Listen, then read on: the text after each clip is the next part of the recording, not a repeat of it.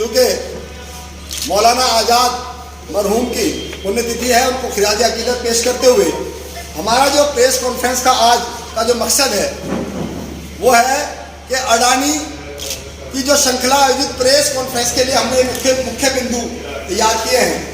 ये पूरे भारतवर्ष में हमारे आदरणीय राष्ट्रीय अध्यक्ष मल्लिकार्जुन खड़गे, हमारी नेता सोनिया गांधी जी, नेता राहुल गांधी जी, प्रियंका गांधी जी, बल्लाल खाबरी जी, नसीमुद्दीन सिद्दीकी जी, हमारे इंचार्ज प्रदीप नरवाल जी, विधि चौधरी, सभी के आदेश अनुसार हम सभी पूरे भारत में ये प्रेस कॉन्फ्रेंस की जा रही है। और ये इसलिए की जा रही है कि देश में बढ़ती हुई महंगाई, बेरोजगारी और कुशासन पर विफलता का ध्यान हटाने के लिए प्रायोजित विभागकारी एजेंडे को देश में पेश किया जा रहा है।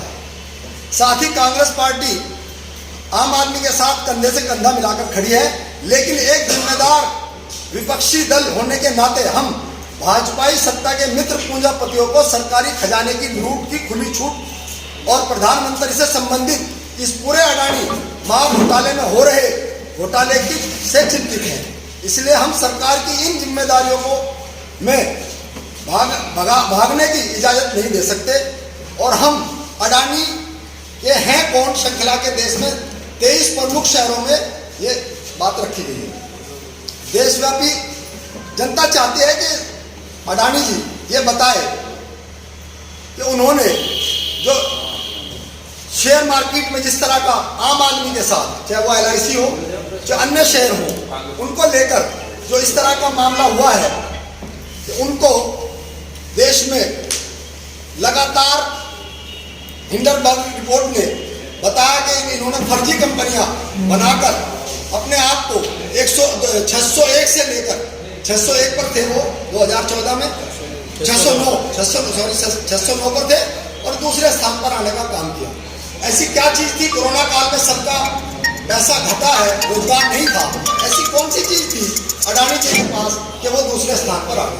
उसके अलावा आदरणीय राहुल गांधी जी ने जितना पार्लियामेंट में जो भी क्वेश्चन किए उस क्वेश्चन का जवाब आदरणीय प्रधानमंत्री जी ने नहीं दिया। बात अडानी की थी, लेकिन उन्होंने बात की कि मैं अनाज फ्री दे रहा हूं। बात अडानी की थी, उन्होंने कहा कि हमने देश में इतने मकान बना दिए हैं। बात अडानी की थी तो उन्होंने उसको घुमाकर रख दिया। दूसरी बात, पार्लियामेंट के उस सेशन काल से उस हिस्से को हटा दिया गया जो राहुल गांधी जी ने उन पर किया था।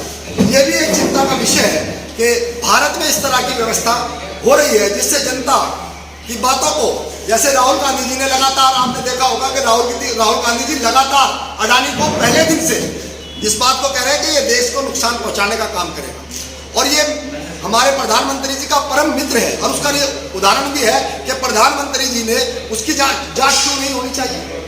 पिछली सरकारों में जब सरकार कांग्रेस की थी, नरसिम्हा राव थे, तब भी जांच हुई है, घोटालों की जांच हुई है और समिति बनी है, संसदीय समिति बनी है, जांच समिति बनी है। अटल बिहारी वाजपेयी के टाइम भी संसदीय समिति बनी है, तब भी जांच हुई है। तो ऐसी कौन सी परिस्थितियां आदरणीय प्रधानमंत्री जी के सामने है कि वो अडानी जी की जांच को नहीं करना देना चाहते?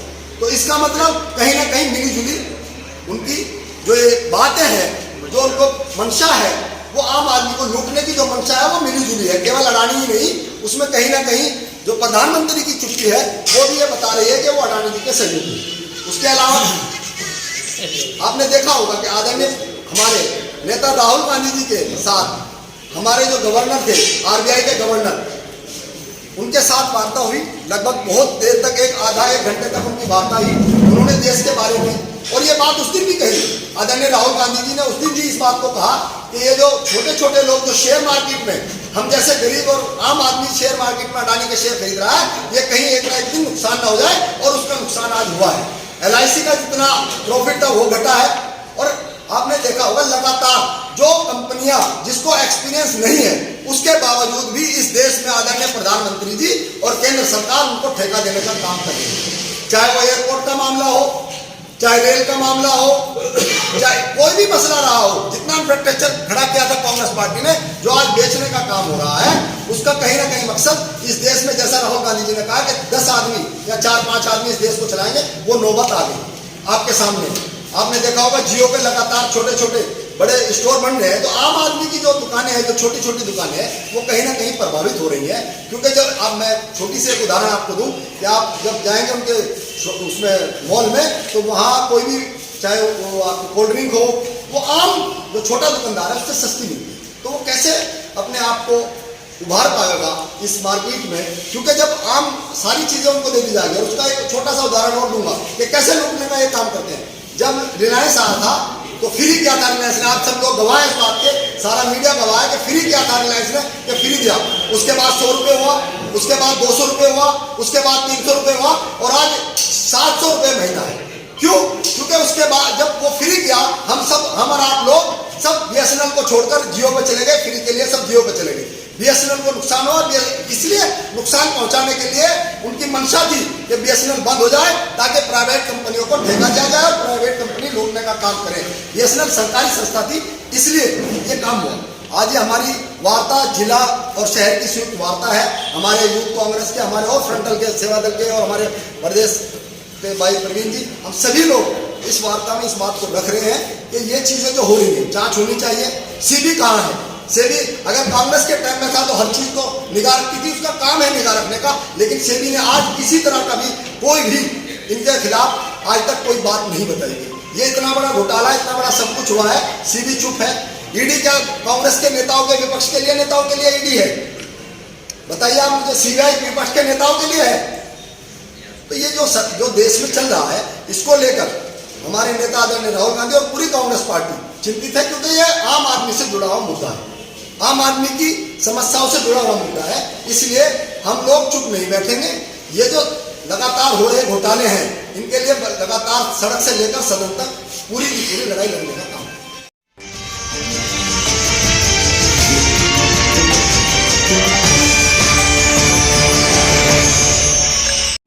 है उनको खिराज अकीदत वो है कि अडानी की जो श्रृंखला आयोजित प्रेस कॉन्फ्रेंस के लिए हमने मुख्य बिंदु तैयार किए हैं।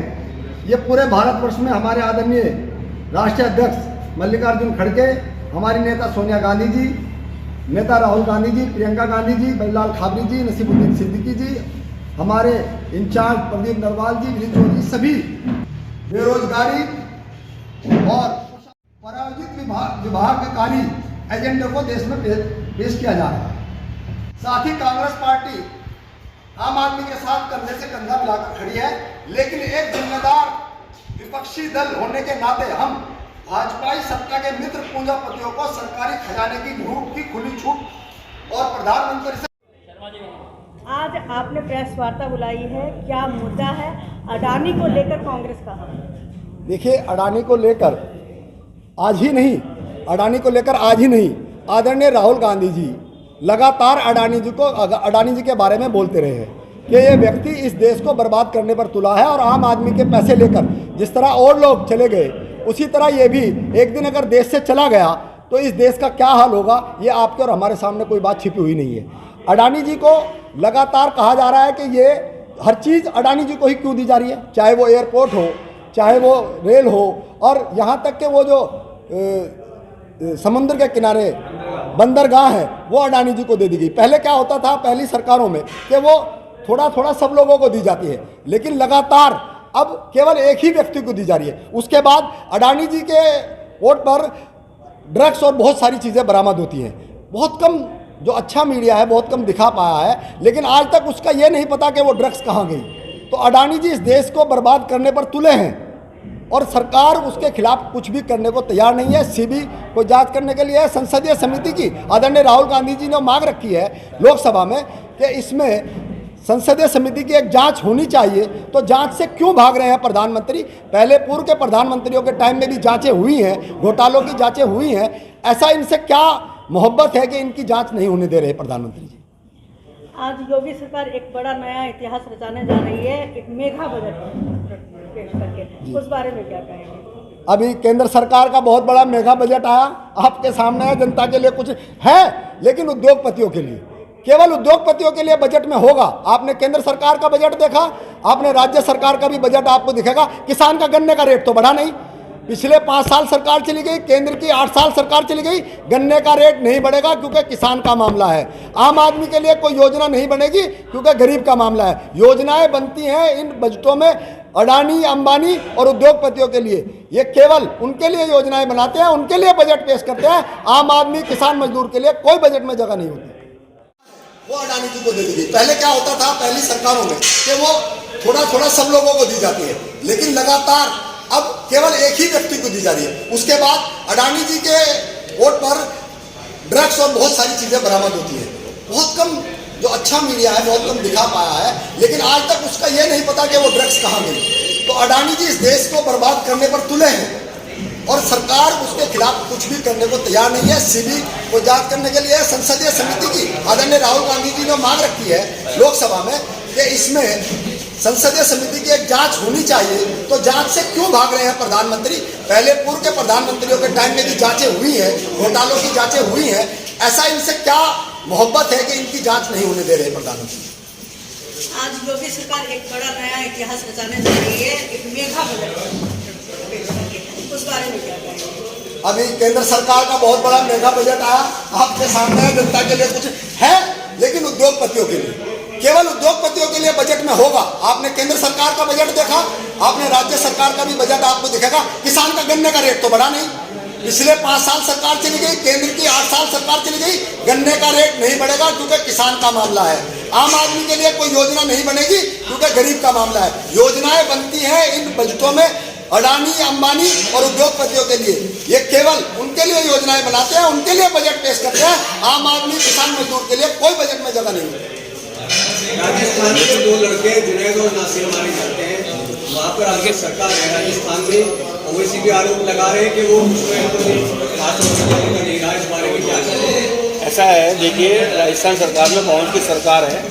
कांग्रेस ने जो काम वहाँ पे किया है, और रही उन दोनों की बात, ओबीसी का जो आरोप है कांग्रेस सरकार पर, वो गलत है। गलत वो इस वजह से है कि सरकार ने उसमें काम करने का काम किया नहीं, पुलिस ने उनको इनका आप तो गई राजस्थान नाम में गया, वहाँ जाके देखिए कार्रवाई हो रही है। निश्चित तौर पर कार्रवाई होगी।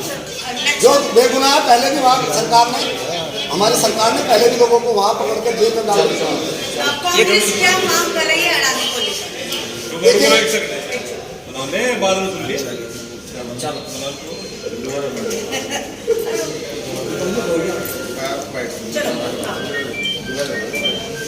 नहीं मुजफ्फर भाई, अरे वही सहारनपुर से संबंधित नहीं करेगा फिर आपको।